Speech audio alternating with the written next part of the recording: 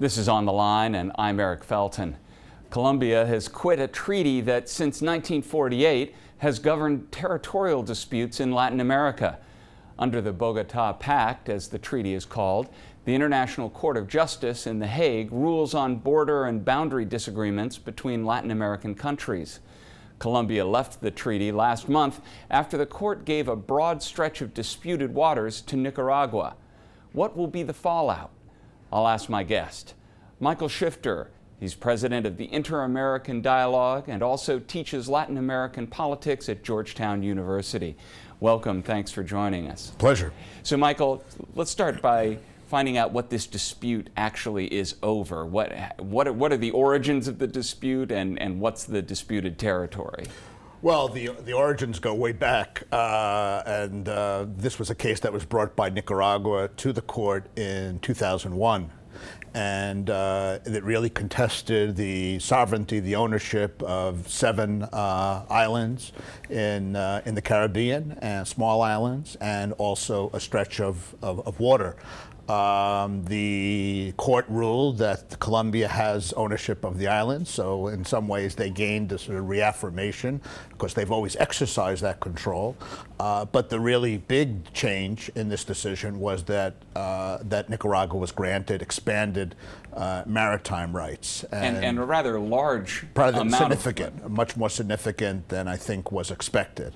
There was some sense that they may get something, but this was a lot larger. So this has raised all sorts of concerns and, of course, stunned the Colombians and has really had significant consequences, especially in Colombia. And, of course, Nicaragua has been very pleased with the decision. They had really had nothing to lose since they never exercised control either over the islands or the waters, and now they've gained something.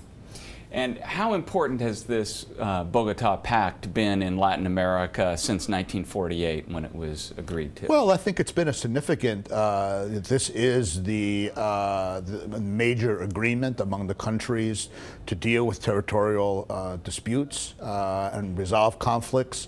Latin America is a region that doesn't have, it's been fortunately pretty much at peace, but there are some disputes, and of course it's hard to predict how these will play out, and they do create tensions and frictions between countries, and of course this is one of them. So this has been a recognized pact that the countries have adhered to, and of course Colombia's main concern was that there'd be other decisions by the court that would even grant Nicaragua greater control over greater territory, and that's why they made this decision to preempt that.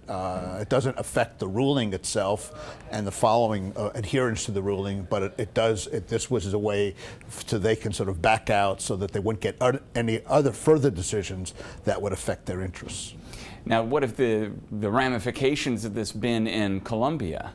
Ramifications have been tremendous. The government has really suffered. The Colombians, 85% of the Colombians, according to a recent poll, not only think that Colombia should reject the court's ruling, and even if it means possible military confrontation with Nicaragua, they're prepared to do that. The president of Colombia has said, now nobody's talking about war, no, but of course that's talking about war to say no one's talking about war. Right, he's tried to be very reassuring. He's trying to really strike this balance. He knows that this is a court and he has to respect the rule of law. I think that Colombians will do that, but at the same time he's sensitive to public opinion and his own political standing in Colombia, and he has lost considerably, about 15 points in the polls overnight because of this. The Colombians see this as a real blow and a real setback, and so it has really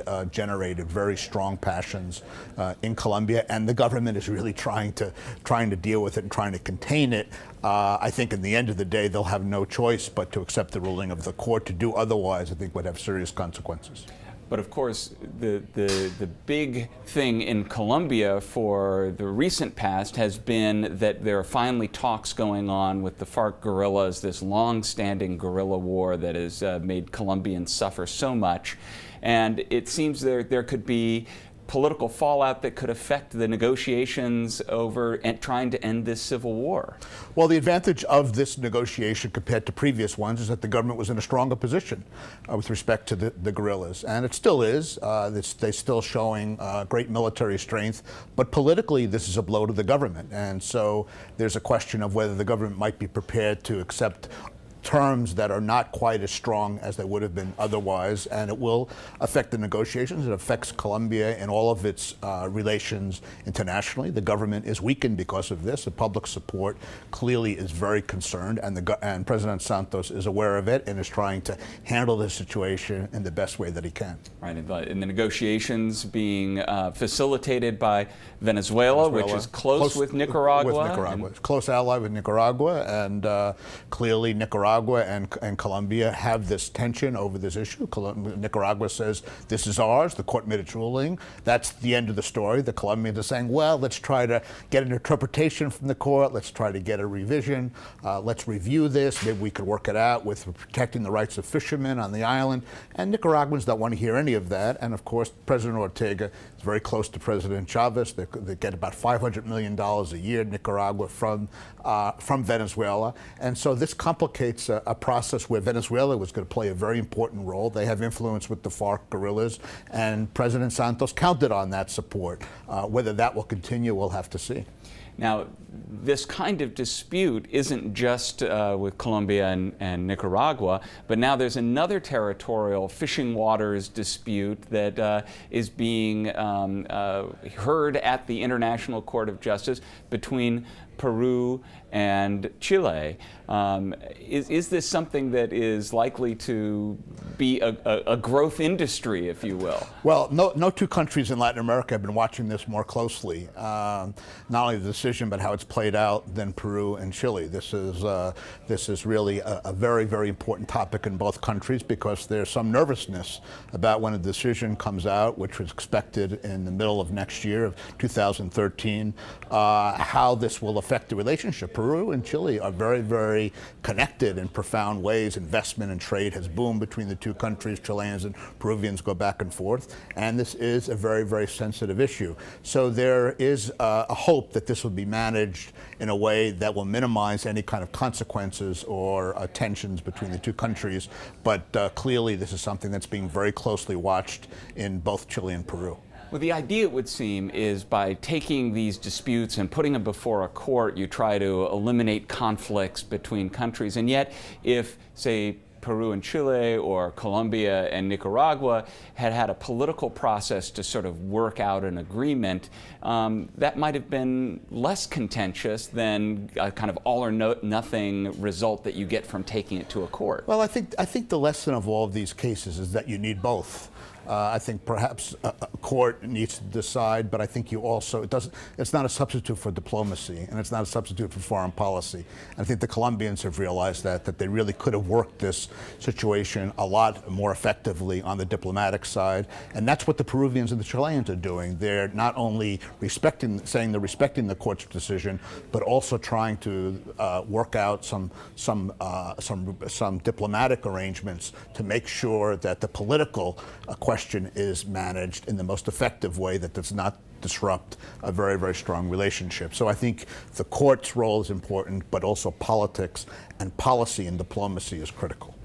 Are we likely to see more of these? Some observers have pointed out that a country like Bolivia might want to revisit territorial lines drawn over 100 years ago that keep it from having access to the sea. Well, these issues are alive. They emerge, and then they become less important. But of course, they're very also connected to politics. The nationalist card and arousing nationalist sentiment, nationalist pride is always present, and there are a number of these cases. Bolivia and Chile is one of them. There are others as well in Latin America. So this is a region at peace, but below the surface there's a lot happening, and the question is how could they manage this more effectively, not only through judicial proceedings, but also politically by working more closely together, and that's the real challenge, it seems to me. Economic advance in the region, is it exacerbate these problems or make them easier to deal with? I think it makes them somewhat easy to deal with. If you takes the case of Chile and Peru, the fact that both countries have been booming economically means that there's a lot at stake, which I think will make it very difficult for any kind of political actors in either of the countries to let the situation get out of control. There's too much involved between Chile and Peru to let that happen. Well, Michael Shifter is at the Inter-American Dialogue and Georgetown University. Thanks so much for joining us today. My pleasure. Thank you.